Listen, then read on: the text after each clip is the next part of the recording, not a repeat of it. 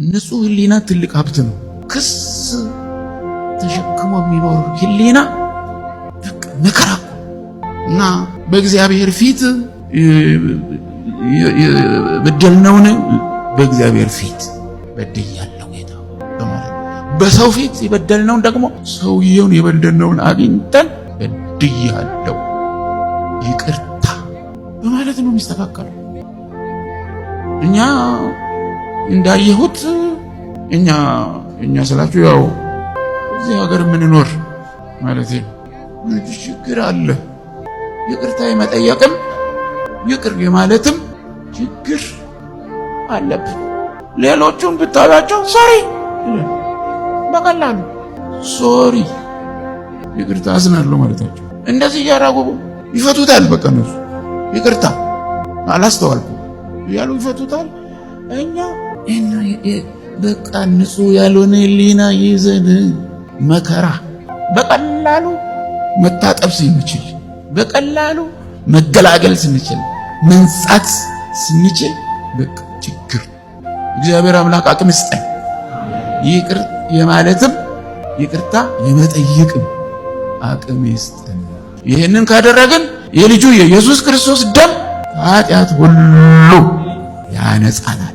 ኢሬቻን ለማክበር ለምን ይከብዳል? በአንተው በራስ ኮንቴክስት ማለት እኔ በአብ በወልድ መንፈስ ቅዱስ የማምን እግዚአብሔር ዓመት ሙሉ የጠበቀኝ በዛን ቀን ቤተክርስቲያን በሩን ከፍታ ክርስቲያኑ አሁን እየሄደ ሰው ከሚረብሽ እሱ ተሰብስቦ ዛሬ ኢሬቻ ነው። ኢሬቻ ቃል እኮ ምንም ክፉ ቃል አይደለም። ጆሮአችን በመጥፎ ስለለመደው እኮ ነው እንጂ ምስጋና ማለት ነው። ከዛ ላይ ቆሜ እጠይቃለሁ፣ ማንን ነው የማመሰግነው? እኔ የማመሰግነው አብ ወልድ መንፈስ ቅዱስ አንድ አምላክ ብዬ የማምነውን ኢየሱስ ክርስቶስን በዛን ቀን ተገኝቼ በቤተ ክርስቲያኔ አመሰግናለሁ። የኔ ኢሬቻ ነው ያ ቀን።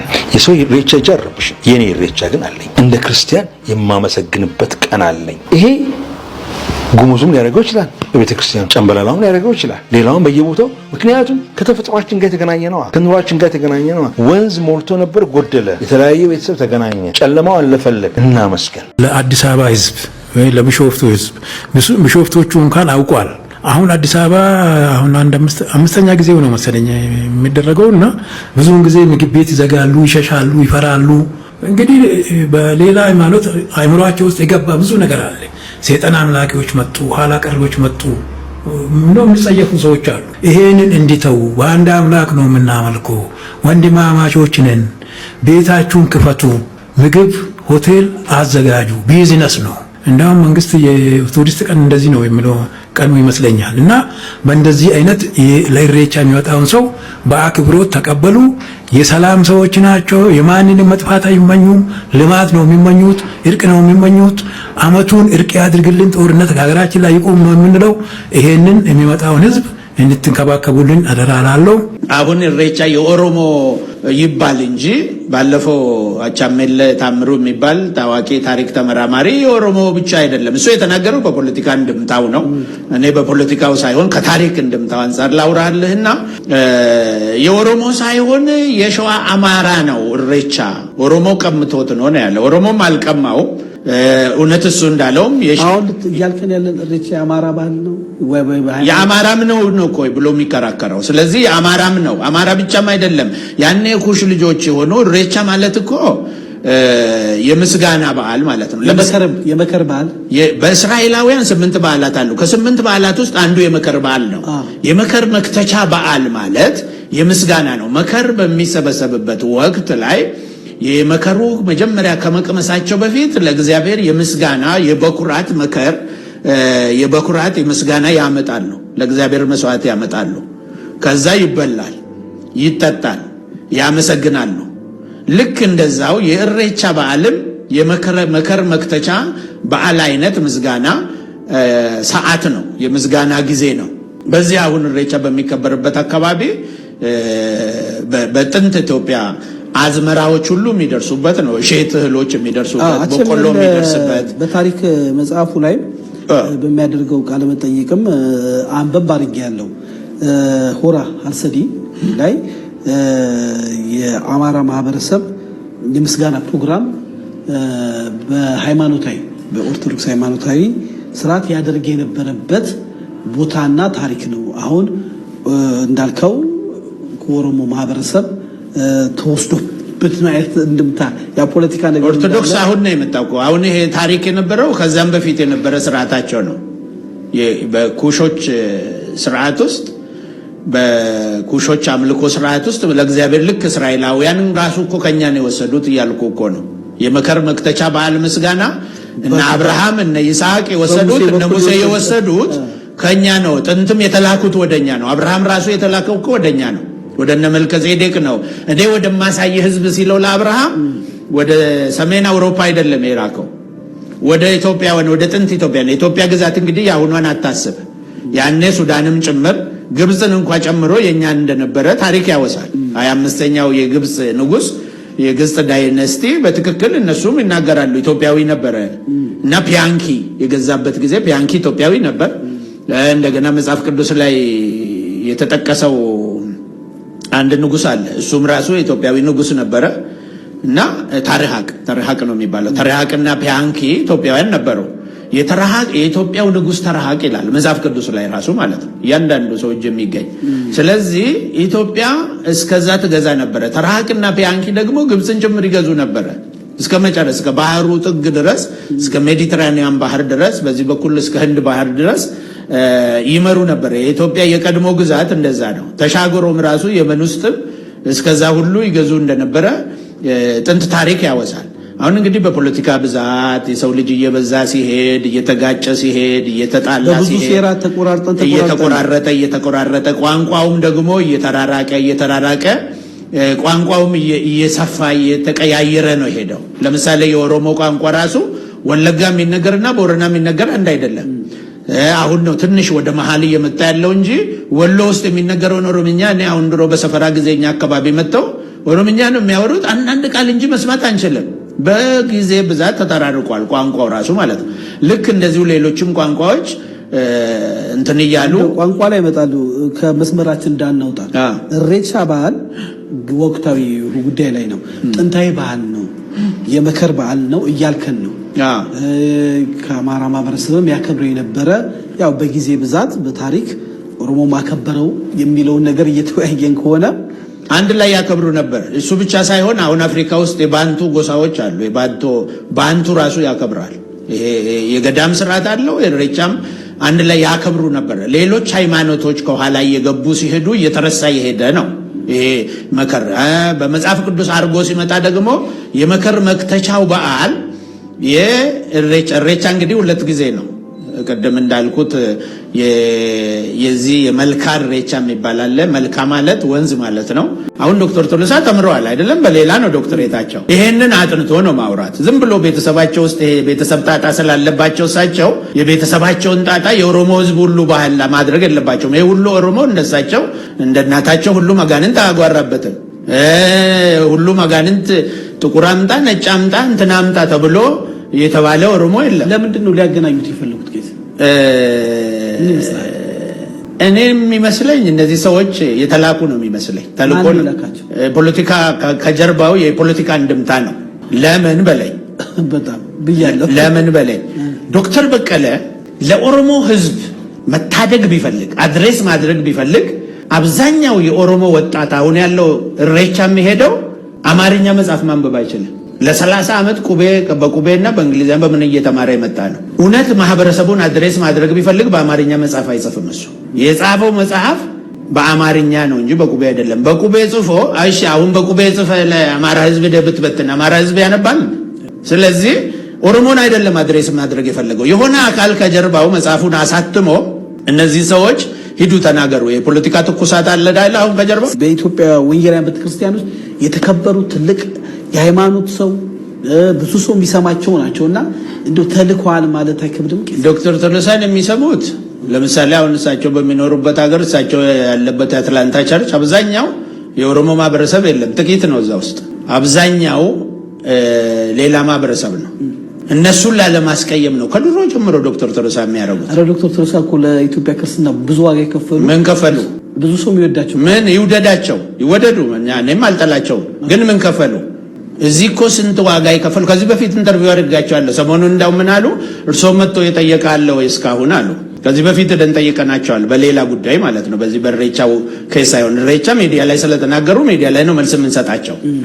ያንንም እንዲሁ ሲያበዙ ኢንተርቪው አድርገንላቸዋል። ከ25 ዓመት በፊት ያኔ ኢንተርቪው ባደረግነው ቤቴል መጽሔት ላይ አውጥተናል። ቤቴል መጽሔት ቁጥር 5 ላይ ከ25 ዓመት በፊት ምን ብሎ ሰበኩ? ጉለሌ ቤቴል ላይ እሳቸው የኢትዮጵያ ክርስቲያኖች መውደቅን ይፈራሉ፣ መቼ ተነሳችሁና ነው መውደቅን የምትፈሩት አሉ። ይሄንኑ ከ25 ዓመት ስቴዲየም ላይ ሲሰብኩ መስከረም 1 ላይ ይችኑ ቃል ደገሙ። በመውደቃችን ማነው መነሳታችን ሳይታወቅ የኢትዮጵያ ክርስቲያን መውደቅ ይፈራል፣ መች ተነሳንና አሉ። ከዛ ኢንተርቪው ስናደርግላቸው እንደዚህ ያልኩ እኔ ራሴ ነኝ። ጋዜጠኛው ፈራለሁ ስላለኝ እኔ ራሴን ኢንተርቪው ያደረኩት። እንዳውም በጣም ነው ያደነቁኝ ያን ቀን። እና ምን አይነት ሜሞሪ ነው የ25 ዓመት የምታስታውሰው አንተ አሉ። የዛሬ 25 ዓመትም እቺን ቃል ተናገሩ፣ ቃል አልተቀየረችም። ዛሬም ደግሞ ይሄንን ተናግረዋል ቄስ። እንዲያው ለመሆኑ ልጠይቆት አልኳቸው፣ የኛ ክርስትና እንዳው ወድቋል እርሶ የሚሉት እርሶ ከሚኖሩባት ከአሜሪካን አገር ወንድና ወንድ ከምታጋባ ሴትና ሴት ከምታጋባ ቤተክርስቲያን በላይ የኢትዮጵያ ቤተክርስቲያን ወድቃለች ወይ ነው ያልኳቸው። በጣም ነው የደነገጡት። በዚህ ልክ ማንም አይጠይቃቸውም። በእድሜያቸውም በምናቸውም ሁሉም ስለሚፈራቸው እንደዚህም አይልም። ውጪ ላይ ነው ሰው የሚያማው። ሰው የሚያማውን አውጥቼ ነው የጠየቅኳቸው። ለምን እንዲህ ይላሉ የሚሉትን በማህበረሰቡ የሚነሳውን ጥያቄ ለምን እንደዚህ የቱ ነው እንዳው እንጂ የተለየ ችግር የለብንም። ቄስ ምን ተገናኝተን አናውቅ። በምን የተለየ ችግር ይኖርናል? እኔ እኮ እሳቸው ብቻ ላይ አይደለም፣ ፓስተር ዛዲጉ ላይ እናገራለሁ ሲሳሳት፣ ሌሎች ላይ እናገራለሁ። ምንም እንትን የለም። ቄስ ዮናስ ባለፈው እነዚህ ሆሞሴክሹዋል ሲያመጡ ቄስ ዮናስ ወዳጄ ነው፣ ያሳደገኝ ሰው ነው። እንትን የለኝም እኔ እንደሱ አይነት ነገር። ይሄ እንትና ነው ወዳጄ ነው፣ አብልቶኛል፣ አጠጥቶኛል፣ አሳድጎ ከእውነት ጋር ብቻ ነው።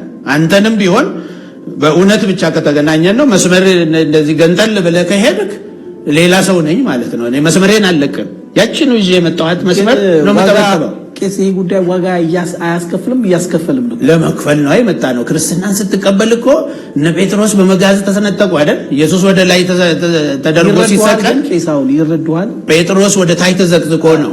ያውቃሉ፣ እነሱ እኮ ያውቃሉ። ግን እነሱ ምንድነው የሚፈልጉት? አደበስብሰው ኑሯቸው መኖር ነው የሚፈልጉት። እውነቱ ህዝቡ ጋር ለምንድን ነው ኢትዮጵያ ህዝብ እንደዚህ ሆነው? አዎ የእስራኤላውያንም በመጽሐፍ ቅዱስ ውስጥ ወደ 8 በዓላት አሉት። አብዛኛው ተወራራሽ ነው። የጥንት በዓላት እስራኤላውያንም ራሳቸው አልነበራቸውም። የመጀመሪያው ሰው ተጠርቶ የወጣው አብርሃም ነው። ከዛ በኋላ ነገሩ እያደገ መጥቶ ሙሴ ጋር ደረሰ። ሙሴ ደግሞ መጥቶ አብርሃም መጀመሪያ ሲሄድም እኔ ወደ ማሳያ ሀገር ከቤተሰብ ከቤተ ዘመድ እና ከሀገር ተለይተህ አለው እግዚአብሔር ወደ ማሳይ ምድር ውጣ አለው። እግዚአብሔር ያሳየው ምድር ደግሞ ወደነ መልከጼዴቅ ሀገር ነበረ። እነ መልከጼዴቅ ጋር መጥቶ ሃይማኖትን ነው የተማረው አብርሃም። ሃይማኖት ስላልነበረው መልከጼዴቅ ደግሞ በመጽሐፍ ቅዱስ ውስጥም በአዲስ ኪዳንም በብሉይ ኪዳንም እንደተጠቀሰ ኢየሱስ ክርስቶስ ኢየሱስ ዘላለማዊ የክህነት ምሳሌ ራሱ በመልከጼዴቅ ክህነት ነው የተመሰለው እና ትክክለኛ አምልኮ ስርዓት የነበራቸው ማህበረሰብን ይመራ የነበረ በክህነቱም በንግስናው ይመራ የነበረ ሰው ነው መልከጼዴቅ። ስለዚህ ወደሱ ነው የተላከው። ሲመጣም ወደሱ ነው የመጣው። እንዳውም የአስራት አከፋፈልን የሃይማኖት ስርዓትን ሁሉ ከሱ እንደተማረና አስራቱን ራሱ ለመልከጼዴቅ ከፈለ ይላል ወይም አመጣ ይላል። እና አስራት ራሱ እዛ ነው የተጀመረው።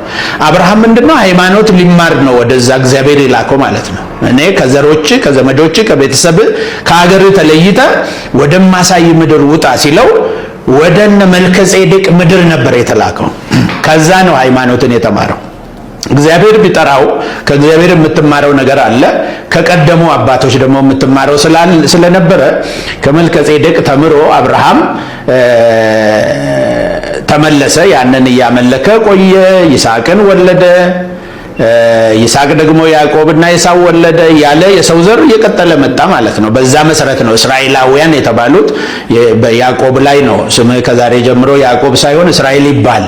እስራኤልም ዛሬ የምትጠቀምበት ስም ያኛውን ስም ነው እግዚአብሔር ያን ቀን የቀየረውን። እና እስራኤላውያን ይህንን ትክክለኛ የአምልኮ ስርዓት ከየት አመጡት ነው? አንደኛ ከእግዚአብሔር ዘንድ ነው። ሲጀመርም አምልኮ ስርዓቱ ለነመልከጼዴቅም ከእግዚአብሔር ስለተሰጠ፣ ሁለት ደግሞ የተማሩት ከነመልከጼዴቅ ነው። ከዛም በኋላ ወደ 430 ዓመት ደግሞ በባርነት በግብጽ በተቀመጡበት ጊዜ ሃይማኖቱንም ረስተው ወደ ባዕድ አምልኮም ተመልሰው ስለነበረ እግዚአብሔር በምክንያት አድርጎ ሙሴን በፈርዖን እንዲሰደድ አድርጎት ወደ ሚዲያን ሀገር መጣ እና ዮቶር የሚባል ካህን ጋር ገባ። እዛ ቁጭ ብሎ ተማረ። የከተማይቱ ካህን ልጅም አገባ ይላል። እሷም ደግሞ ኢትዮጵያዊት ነበረች ይላል። ስለዚህ ያ ቦታ የት ነበር ማለት ነው? ሙሴ የተሰደደበት ሚዲያን የሚባለው ኢትዮጵያዊነት ያኔ የአካባቢ ስም አልነበረም፣ የሀገር ስም ስለነበረ ወደ ኢትዮጵያ ነው የተሰደደው ማለት ነው። ከኢትዮጵያውያን ነው መጥቶ ሙሴ ስርዓትን የተማረው። 40 ዓመት ቁጭ ሲል እኮ ዝም ብሎ አልተቀመጠም። ሃይማኖትን ተምሮ ነው ሄደው። አሁን ሙሴ ዘፍጥረትን ሙሴ ጻፈ፣ ዘጸአትን ጻፈ፣ ዘሌዋውያንን ጻፈ፣ ዘዳግምን ጻፈ፣ ዘህልቁን ጻፈ። አምስቱ የሙሴ መጻሕፍት የምንለው ሙሴ እኮ ዝም ብሎ የሆነ መንፈስ ዲክቴት አድርጎት አይደለም፣ በመንፈስ ቅዱስ ተመርቶ ነው የጻፈው። ግን እንትኑን የወሰደው ከየት ነው? ትምህርቱን ሚዲያን በነበረ ጊዜ 40 ዓመት እሱን ሲቀዳ ነው የቆየው ማለት ነው። እግዚአብሔር በተራራ በሲና ተራራ ላይ የተናገረው አለ። ከነ ዮቶር ከነ መልከጼዴቅ ደግሞ ዘሮች ከነ ዮቶር የተማረው አለ ማለት ነው። እዛ ትምህርት ወስዷል። ስለዚህ ኢትዮጵያ ከጥንት ጀምሮ የእምነት ወይ የሃይማኖት የካህናት ሀገር ማለት እንችላለን። አዎ፣ ኦርቶዶክስን አታክ ማድረግ የሚሉ አሉ። ወንድሜ ኦርቶዶክስን አታክ እያደረግን አይደለም፣ ሰይጣንን አታክ እያደረግን ነው። ገድል ውስጥ የተደበቀን ጠላት ዲያብሎስ እየመታ ነው፣ እየወቃ ነው። ይህ የሚገባ መንፈሳዊነት ሲገባ፣ ይህ የሚገባ የእግዚአብሔር ቃል አደራ ሲገባ፣ እግዚአብሔር እንዴት አድርጎ ተረተረትንና ማለቂያ የሌለውን የትውልዶች ታሪክ እንደሚጸየፍ ስታውቅ ነው። ስለዚህ ገደል የሚከቱ ገድሎች ከኛም ዘመን በፊት በነበሩ ሰዎች ሲተቹ የነበሩ አሁንም ድረስ እየተተቹ ያሉ ወደፊትም የሚመጣ ጄኔሬሽን የሚያወግዛቸው የተረተረት የአሮጊቶች ሴቶች ጨዋታ ከሚመስለው ተረት ራቅ ብሎ ሐዋርያው ጳውሎስ ለጢሞቴዎስ እንደጻፈለት ልንርቃቸውና ልናርቃቸው የሚገቡ መጻሕፍት ናቸው። ገድል የኢትዮጵያን ሕዝብ እምነት አልባ ያደረገ ጽሑፍ በቀይና በጥቁር የተጻፈ እከሌ ይሄን አድርጓል፣ እከሊት ይሄን አድርጋለች፣ ጊዮርጊስ 7 ጊዜ ሞቶ ተነስቷል ይላል። ተክለ ሃይማኖት በአንድ እግሩ ቆመ፣ 7 ባቄላ እየበላ 7 ዓመት ቆመ ይላል። ክርስቶስ ሰምራ ተዘግዝቃ ውሃው ስትጸልይ አሳ በሆዷ በምኗ ያልፍ ነበር ይላል። በዚህ ምክንያት ሲኦል ገብታ ነፍሳትን ታወጣለች ይላል። ኪዳነ ምሕረት የምትባል ሴት አለች፣ በ16 የምትከብር በጸበሏን የጠጣ ጭሷ የጨሰበት ምኑ እንደዚህ ያለ መንግስተ ሰማያት ይገባል ይላል። ደብረ ሊባኖስ ሄዶ የተቀበረ 10 ትውልዱ ይማራል ይላል። የተክለ ሃይማኖትን ስባራ አጽም የተሳለመና የተሻሸ ይላል። አፈር የጠጣ ይላል። የመቃብር አፈር የተቀባ ይላል። ከሱ አልፎ ተርፎ ገድል የተጻፈለት ሰይጣን አለ ኢትዮጵያ ውስጥ። መጥቆራ የሚባል ሰይጣን በቁሙ የቀትር ጋኔን መቅደስ ታንጾለት ታቦት ተቀርጾለት ዕጣን እየታጠነለት ጧፍ እየበራለት ሻማ እየቀለጠለት ስግደት እየቀረበለት ያማልደናል ጸሎት ይሰማል ተብሎ ወደሱ ጭምር አምልኮ ይቀርባል። ሊትራሊ ለሰይጣን ይሄ ሁሉ ተጠቅጥቆ የገባው በገድል ውስጥ ነው። ህዝብ ገደል የጨመሩት ገድል እያሉ ነው። ይህንን መረዳትና ለህዝባችን ማስረዳት ኃላፊነት የሚሰማው ሰው ግዴታ ኃላፊነት የሚሰማው ሰው ይህንን ያንተ ወንጌል ይህን ማያወግዝ ከሆነ የቱ ላይ ነው ወንጌል እየሰበከ ያለው?